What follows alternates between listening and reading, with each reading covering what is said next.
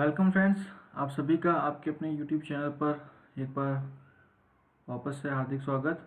Friends, इस session के अंदर हम लोग डिफरेंशियल इक्वेशन का जो टॉपिक चल रहा है उसको कंटिन्यू करेंगे। बीच में काफ़ी डेज हो गए इस टॉपिक पर अपलोड नहीं कर पाए।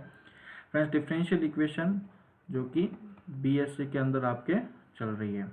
अब इसमें मैंने क्या क्या ऑलरेडी करवा चुका हूं और उसका प्लेलिस्ट सेक्शन बना रखा है मैंने। प्लेलिस्ट के सेक्शन के अंदर नाम है उसका डिफरेंशियल इक्वेशन बीएससी मैथ्स। इस प्लेलिस्ट के अंदर ऑर्डर्ड फॉर्म में क्या क्या ऑलरेडी अपलोडेड है जो कि इस वीडियो को देखने से पहले आप लोगों को एक्सेस करना है। तो इस प्लेलिस्ट सेक्शन के अंदर जैसे ही जाएंगे आपको फर्स्ट एक चैप्टर मिलेगा जो कि नेम है differential equation with first order and first degree.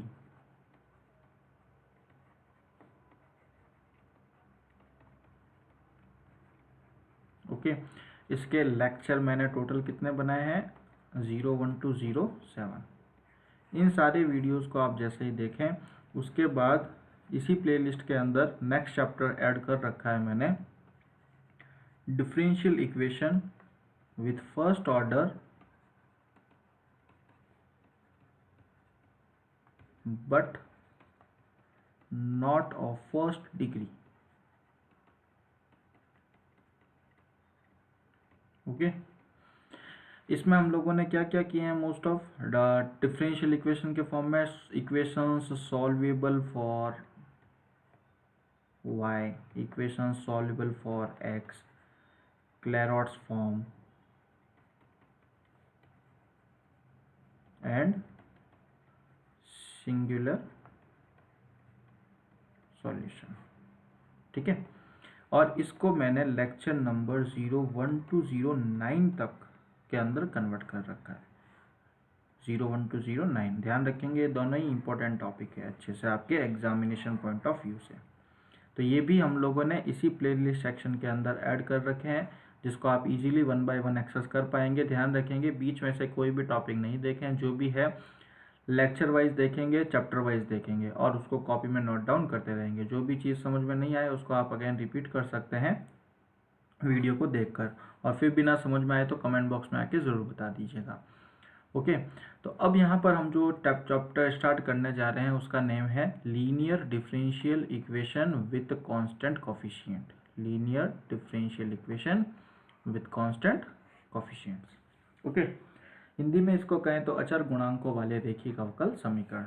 एक जनरल सा एग्जांपल देता हूं मैं। Third order derivative plus p1 d2y dx square plus p2 dy dx plus p3y is equal to e to the power x। अब p1 p2 p3 ये इसी पर depend करेगा कि हम इसको विथ कांस्टेंट कोफिशिएंट कहेंगे या नहीं। ओके, अगर p1 p3 functions of x और कांस्टेंट हो सकते हैं, अगर ये कांस्टेंट होते हैं तो उस केस में हम कहेंगे this equation 1 is known as linear differential equation with constant coefficient. ध्यान रखें, इस बुक को आप जितना इंग्लिश मीडियम में पढ़ेंगे उतना ही अच्छा लगेगा, और इसमें इंग्लिश हिंदी का कुछ ऐसा इश्यू है ही नहीं। बस जनरल सा टॉपिक का नेम क्या है वो हिंदी और इंग्लिश है, बाकी सभी इंग्लिश ही हैं। तो क्यों ना हम लोग इसको इंग्लिश में ही कैरी ऑन करें, साथ साथ हिंदी वर्ड्स जो है वो मैं बताते जाऊँगा। अब अगर 2 मार्क्स में इसकी डेफिनेशन आ जाती है तो क्या करेंगे? फर्स्ट ऑफ ऑल आपको ये जनरल इक्वेशन लिखनी है और इस इक्वेशन में कहेंगे अगर यहाँ पर p1 p2 pn ये सारे ही कॉन्स्टेंट्स मिले then this equation 1 is known as LDE with constant coefficient. Okay, first of all हम लोगों को, जैसा कि इस बुक में मैंने फर्स्ट चैप्टर में बताया था, करना क्या है? सॉल्यूशन फाइंड करना है। तो अब इन टाइप की इक्वेशंस के सॉल्यूशन कैसे फाइंड करेंगे? तो फर्स्ट ऑफ ऑल आप देखो इस इक्वेशंस को इस फॉर्म में लिखनी है, यानी जो डेरिवेटिव है इसको dy बाई डी एक्स को कैपिटल D से शो कर रखा है। तो होगा क्या? f of d into y is equal to Q x type के अंदर आपको इक्वेशन दे रखी होगी। अब ध्यान रखेंगे जब जब क्यू एक्स आपको 0 मिलेगा तब तक पर्टिकुलर इंटीग्रल क्या आएगा? 0 आएगा। किसी भी डिफरेंशियल इक्वेशन के सॉल्यूशन के 2 पार्ट होंगे, y is equal to C F plus P I.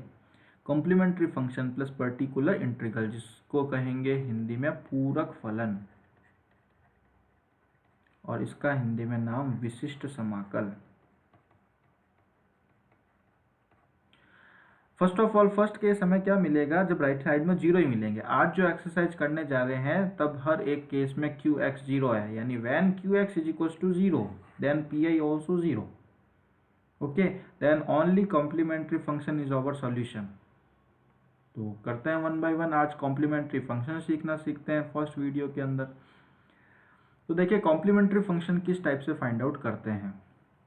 First of all आपको इस टाइप की एक इक्वेशन दे रखी होगी। देखिए राइट हैंड साइड में यहाँ पर मैंने ऑलरेडी जीरो लिख दिया है, और जब भी आपको कॉम्प्लीमेंट्री फंक्शन फाइंड करना होगा तो पर्टिकुलर इंटीग्रल में अगर यहाँ जीरो की जगह कुछ दे भी रखा होगा क्यू एक्स, तो उसको जीरो कंसीडर करना है। किसके लिए? कॉम्प्लीमेंट्री फंक्शन के लिए। जैसे ही आपको ऐसी इक्वेशन मिलती है आप लोगों को लिखनी पड़ेगी ऑक्सिलरी इक्वेशन, जिसको हिंदी में कहेंगे सहायक समीकरण। F of m is equal to zero, यानी इस वाई से मीनिंग नहीं है, हटा देना है इसको, और जहाँ जहाँ डी है वहाँ वहाँ एम लिख देना है। जैसे ही इस एम की इक्वेशन को सॉल्व करोगे आपके पास एम की डिफरेंट वैल्यूज होगी। ओके, अब वन बाय वन केस के साथ साथ समझते जाते हैं। जैसे ही आप एम को सॉल्व करोगे आपके सामने यहाँ कई केसेस आएंगे। जैसे फर्स्ट केस, अगर एम की जो भी वैल्यूज आए वो डिफरेंट आए, तो उस केस में इसको कैसे लिखेंगे? y is equals to, solution है ये, ध्यान रखेंगे सॉल्यूशन क्या होता है, y is equals to C F plus P I. यही सी एफ है बट पी आई तो जीरो है, इसीलिए सी एफ ही y है। तो इस सी एफ को कैसे लिखेंगे? C one e to the power M one X plus C two e to the power M two x plus C three e to the power M three X plus C four e to the power M four X, ऐसे ऐसे etcetera, जहाँ तक अलग अलग है वैसे वैसे लिखते जाएंगे। इस पर अगर मैं आपको क्वेश्चन लेकर बताऊं,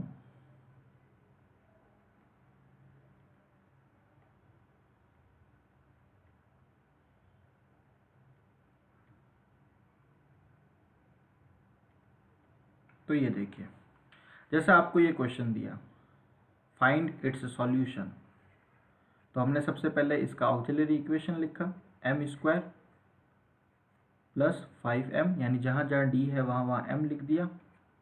देन इसके फैक्टराइजेशन किए, 10th क्लास में करते ही हैं आप लोग। m plus one into m plus four is equal to zero. m की दो वैल्यू आई -1 -4, दोनों ही डिफरेंट है। इस केस में हम लोग यहाँ क्या कहेंगे? c1 e to the power minus x क्या है? c1 e to the power m1x plus c2 e to the power m2x, ऐसा ही होता है। ये हम लोगों ने यहाँ लिखा है, देखो। तो ये लिखने की जरूरत नहीं है, डायरेक्टली आपको आंसर लिखना है। क्लियर? ये हमारा फर्स्ट केस। जैसे थर्ड ऑर्डर डेरिवेटिव हो, तीनों की तीनों वैल्यूज अलग अलग हो, तो उस केस में आपको c1 e to the power m1x, c2 e to the power m2x, c3 e to the power m3x इस फॉर्म में लिखना है। चलिए, फर्स्ट केस आप लोगों का आई थिंक क्लियर हो गया होगा, नहीं हो तो कमेंट बॉक्स में आके बता दीजिएगा। नेक्स्ट केस नंबर 2 लेते हैं। हो सकता है आपको कोई भी दो वैल्यूज रिपीटेटिव मिले, पुनरावर्ती होती हुई मिले, और बाकी सभी अलग अलग मिले। तो इसका जो भी रिपीटेशन होता है उसको किस टाइप से लिखेंगे? c1 plus C two x e to the power m1x, ये रिपीटेशन साथ में ही आ गया, plus c3 e to the power m2x, c4 e to the power m3x etcetera so and so on. Only यही case मिले, यानी दो वैल्यू ही मिले और दोनों की दोनों सेकेंड ऑर्डर डेरिवेटिव है, तो दोनों की दोनों ही सेम मिले, तो बस यहाँ तक रख दो, बाकी कुछ नहीं आएगा, हटा दो सबको। c1 plus C two x e to the power m1x। चलिए लेते हैं इस पर क्वेश्चन।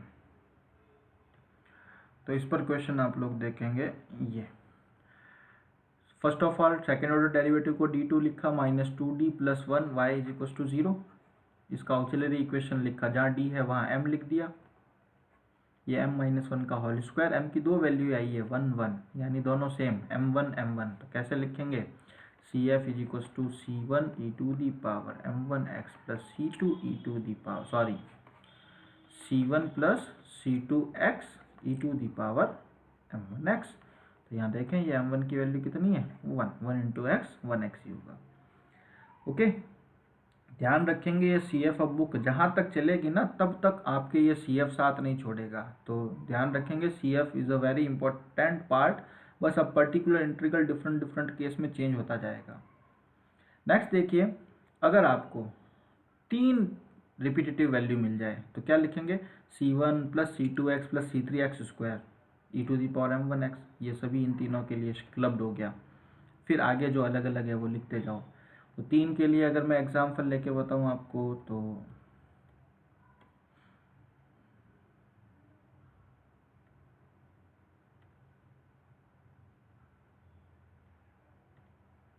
ये लीजिए, d+2 d-1 into y is equal to 0। तो यहाँ पर देखेंगे +2 का वैल्यू आ गया -2 और -1 +1 देगा कितने टाइम्स, 3 टाइम्स है तो 1 1 1। तो देखो इसको किस टाइप से लिखा, c1 + c2x + c3x² e to the power 1 into x, plus ये जो अलग है इसका ये रहा। अब आप कहेंगे इसको पहले इसको बाद में क्यों लिखा, ऐसा कोई ज़रूरी नहीं है, ऑर्डर चेंज कर सकते हो। ये लीजिए पहले मैंने इसका लिख दिया c1 e to the power -2x, फिर इस तीनों के रिपीटेटिव थे, इसको ये लिख दिया c2 + c3x + c4x² e to the power x। Both are correct answer, this is also and this is also, कोई चेंज नहीं है। इसी टाइप से देखें, अगर 2 रिपीटेटिव है एक नहीं है, ये देखो यहाँ पर इस थर्ड ऑर्डर डेरिवेटिव को सॉल्व करते हैं। थर्ड ऑर्डर डेरिवेटिव को सॉल्व करने का टेक्निक क्या, सबसे पहले इसकी ऑक्सिलरी इक्वेशन लिखी। अब देखो यहाँ पर जैसा 9th क्लास 10th क्लास में करते हैं, m इज टू क्या इसको सेटिस्फाई कर रहा है, m1 सेटिस्फाई कर रहा है इसको। तो हम लोग 9th क्लास में तो क्या करते थे, m-1 के अंदर इसका डिवाइड लगाएंगे, ठीक है, और यहाँ कुछ आएगा, फिर इसके 2 फैक्टर करेंगे और ये तीसरा फैक्टर। तो ये आप लोगों ने पढ़ रखा है 9th क्लास में। इससे करना चाहें इससे कर सकते हैं, और दूसरी टेक्निक मैं बताना चाहूँ उससे करना चाहें उससे कर सकते हैं। कैसे, ध्यान, जैसे ही मालूम चला m-1 का फैक्टर बन रहा है, अब यहाँ पर हम इसको m-1 बनाएंगे। कैसे, m³ के साथ में क्या लिखें कि m-1 का फैक्टर बने, और ध्यान रखेंगे नेक्स्ट टर्म m² है, तो -m² लिखते ही अगर मैं इन दोनों में से m² कॉमन लेता हूँ m-1 बनेगा। तो 4m² में से -1 यहाँ आ गया, बचेगा कितना, -3, क्योंकि दोनों को वापस जोड़ना -4 करना जरूरी है। अब देखो -3m² के साथ में, ठीक है, ये -3m² के साथ में अगली टर्म क्या हो कि कॉमन लेने के बाद m-1 बने, तो जाहिर सी बात है दिमाग में आ ही जाएगा आप लोगों के +3m आना चाहिए, ताकि 3m कॉमन मिले, अंदर m-1 बनेगा। अब 5m में से 3m यहाँ आ चुका, तो यहाँ कितना बचेगा, 2m, और ये -2 है ही। देखिए यहाँ पर मैंने कॉमन लिया m-1 m-1 m-1 तीनों जगह मिल गया, ये m-1 कॉमन, देन ये फैक्टर रहा। अगर आप इसका डिवाइड करते हैं तो यहाँ पर भी आपको यही मिलना है, m² - 3m + 2। इसके जैसे फैक्टर करोगे 10th क्लास में करते ही हो, m-2 into m-1 is equal to 0। m की यहाँ पर 2 वैल्यू मिली, 3 वैल्यू 1 1 एंड 2। तो इसका कॉम्प्लीमेंट्री फंक्शन किस टाइप से लिखोगे, 1 1 का तो ये लिखा c1 + c2x e to the power x plus c3 e to the power 2x। और मैंने क्या बताया किस टाइप से लिख सकते हो, पहले 2 का लिखना चाहो लिख दो, c1 e to the power 2x plus c2 + c3x e to the power x। ये भी इसका आंसर हो सकता है। क्लियर, आई होप समझ में आ गया होगा आप लोगों को कि ये सेक्शन कहना क्या चाह रहा है। Okay, next case number 5। अगर इस टाइप से, आपको जरूर थोड़ी ना हमेशा रियल नंबर ही मिलेंगे, alpha plus minus iota beta इस टर्म में मिले, मीन्स दैट कॉम्प्लेक्स नंबर मिले, तो इसको किस टाइप से लिख सकते हो, e to the power alpha X plus c1 cos beta x plus c2 sin beta X. ये तो मेरा रेफरेंस है, मैं अब जब भी यूज करूंगा ये, आप इसी को इस फॉर्म में भी लिख सकते हो, c1 e to the power alpha x beta x plus c2। तो देखो c1 और c2 यहाँ आया, कहने का मीनिंग ये है जितने ऑर्डर का डेरिवेटिव है उतने कांस्टेंट आएंगे, बस उससे ज़्यादा नहीं जाएंगे।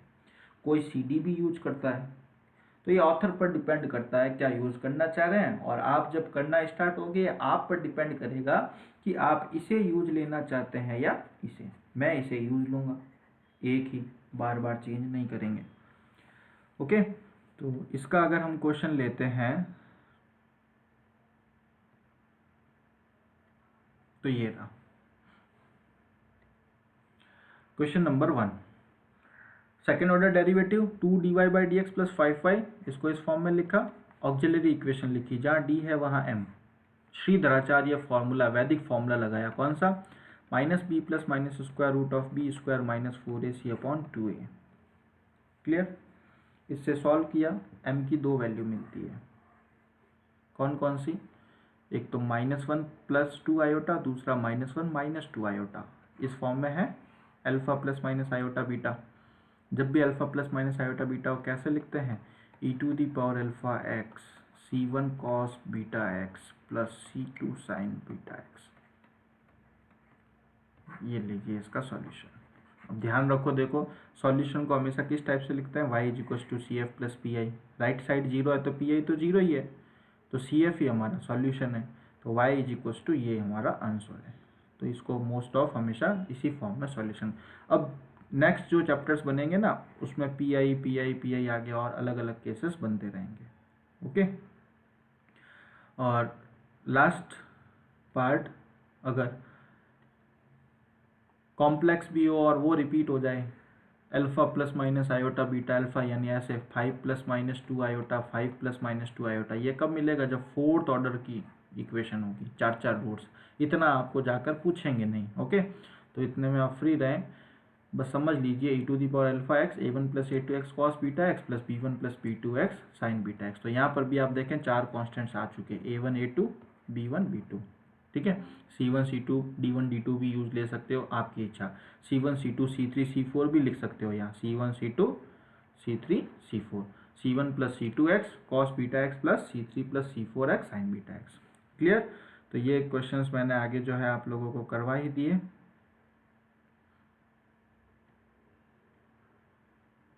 थर्ड ऑर्डर डेरिवेटिव तक। ओके, तो यहाँ आप लोगों ने आज की एक्सरसाइज खत्म की है, linear differential equation with constant coefficient के अंदर इस टाइप की इक्वेशन मिली जिसमें QX क्या था? 0 था, और जब भी QX 0 था इसका ऑक्सिलरी इक्वेशन लिखा, इसको सॉल्व किया, और CF क्या है वो सीखा। PI तो क्या था इस सेक्शन के अंदर? 0, और फाइनल सॉल्यूशन हुआ y = CF। ओके, तो जब भी हम लोगों को CF फाइंड करना होगा, अब नेक्स्ट से जब भी मिलेगा हमको इस टाइप से क्वेश्चन मिलेंगे, जैसे sin 2x मिल गया, तो इस बार QX 0 नहीं होगा, बट उसको 0 कंसीडर करके पहले CF तो जरूर निकालेंगे। क्यों? क्योंकि सॉल्यूशन क्या होता है? y = CF + PI। बट हाँ, अब PI के अलग अलग केस बनेंगे कि sin 2x है तो कैसे PI फाइंड करेंगे, cos 2x है तो कैसे PI फाइंड आउट करेंगे, e⁴ है तो कैसे PI फाइंड करेंगे। These are the different cases. Okay, तो अगर वीडियो पसंद आया हो तो प्लीज़ इसे सब्सक्राइब कीजिएगा और अपने फ्रेंड्स के अंदर ज़रूर शेयर करें। ओके, नेक्स्ट सेक्शन के अंदर हम लोग इसमें PI फाइंड आउट करना सीखेंगे। अगर तो वीडियो के साथ बने रहिएगा। थैंक यू, धन्यवाद। मिलते हैं नेक्स्ट वीडियो के अंदर।